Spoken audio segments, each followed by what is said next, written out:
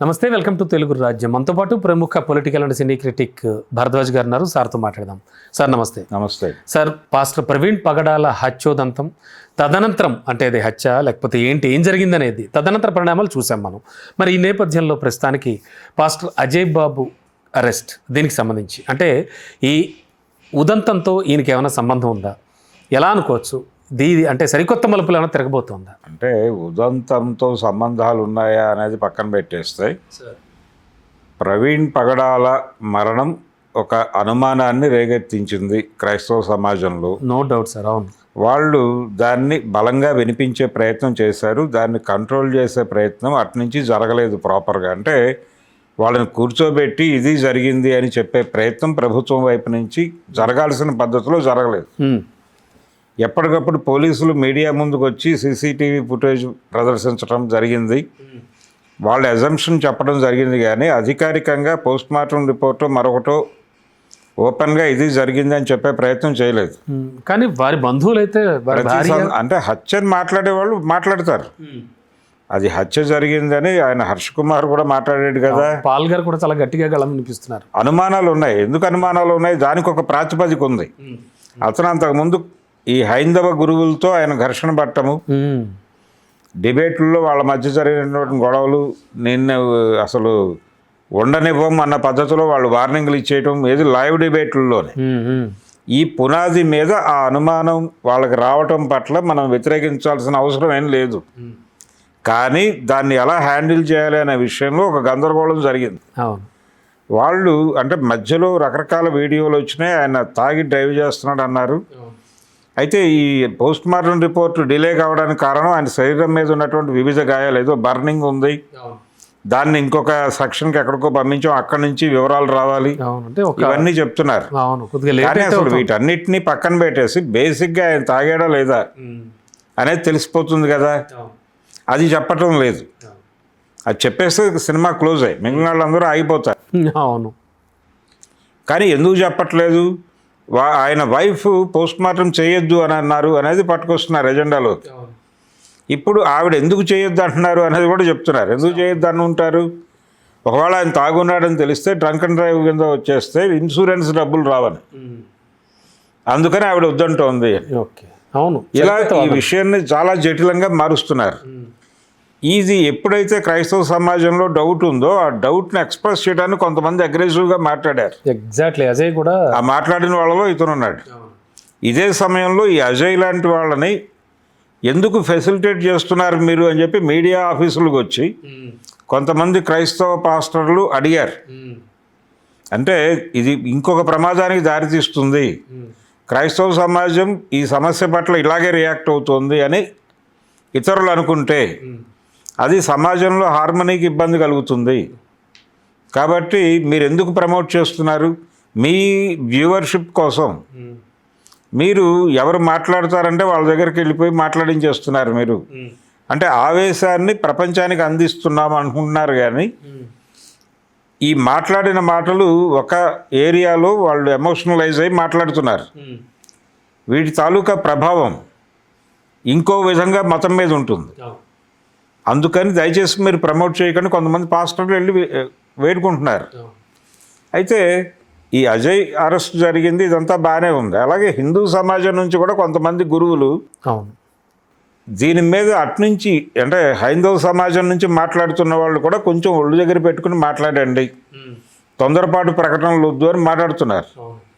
నిజానికి ఆ రోజునే, అతను మాట్లాడిన రోజునే, పగడాల ప్రవీణ్ మాట్లాడిన రోజునే పద్ధతిగా మాట్లాడుంటే బాగుండేది, అది దాటి మాట్లాడుతున్నామని చెప్పారు. అవునండి.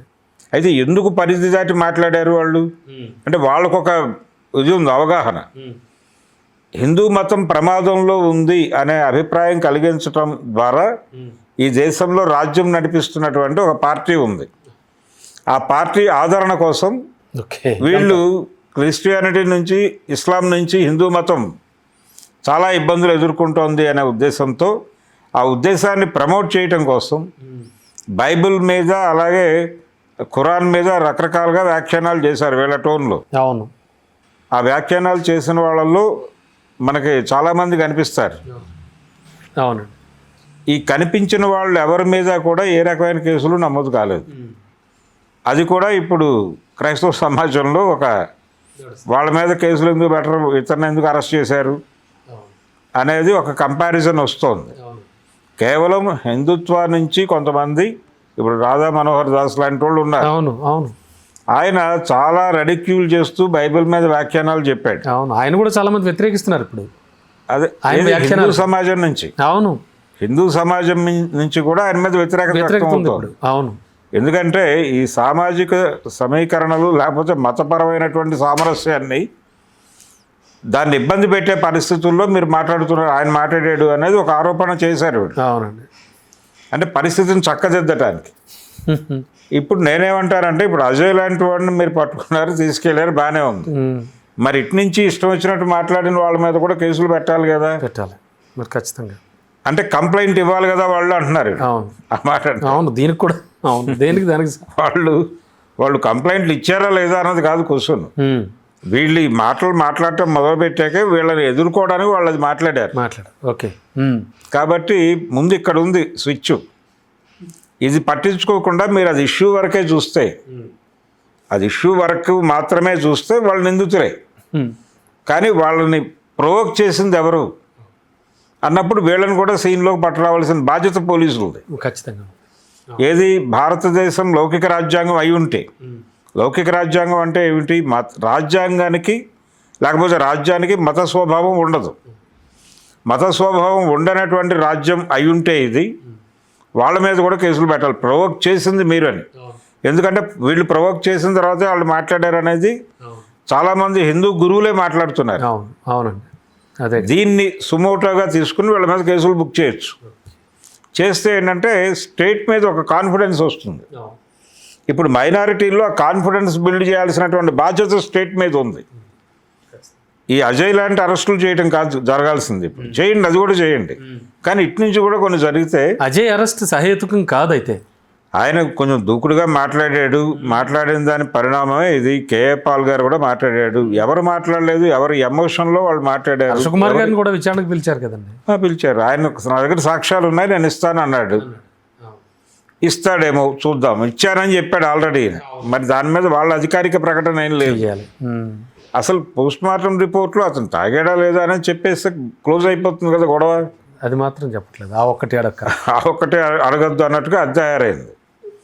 దీనికి రీజన్ ఏం చెప్తున్నారు అంటే, దాన్ని ఆమోదించే వాళ్ళు ఏం చెప్తున్నారు, బయట వ్యాఖ్యాతలు, ఆవిడకి ఇన్సూరెన్స్ డబ్బులు రాలేదు కాబట్టి. ఆవిడకి ఇన్సూరెన్స్ వస్తుందో రాదో మీకేం సంబంధం. ఇక్కడ గందరగోళం జరిగిపోతుంటే సమాజంలో.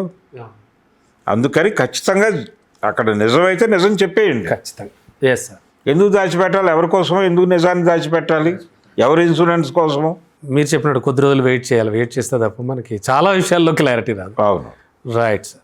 Thank you sir. Thank you. Hello, Telugu రాజ్యం ఛానల్ చూస్తున్నారా? సామాజిక, రాజకీయ, జీవన చిత్రణే తెలుగు రాజ్యం. అతిశయోక్తులు, అసత్యాలు ఉండవు.